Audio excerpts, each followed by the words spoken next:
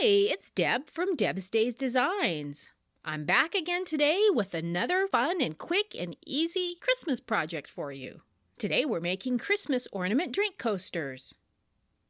Before I get started, I publish new content frequently, so be sure to subscribe to my YouTube channel and check out my Etsy shop, Deb's Days Designs.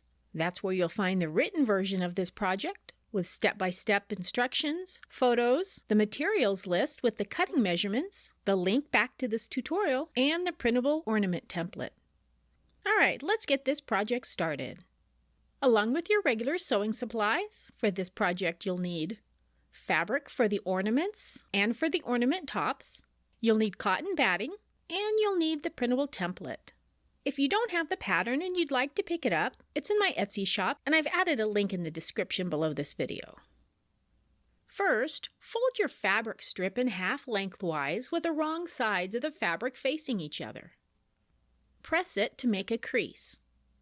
Open it back up and fold one side to the midpoint crease and press it. Fold the other side to the midpoint crease and press it. Fold the entire piece over and press it.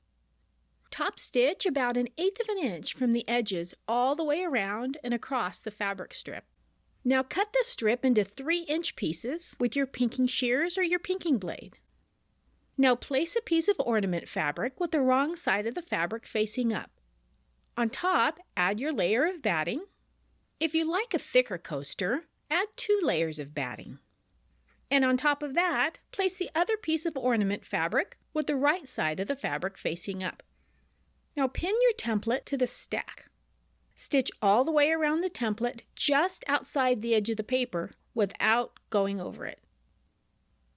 Remove the paper template and use pinking shears or your pinking blade to cut 1/4 inch outside that stitching line.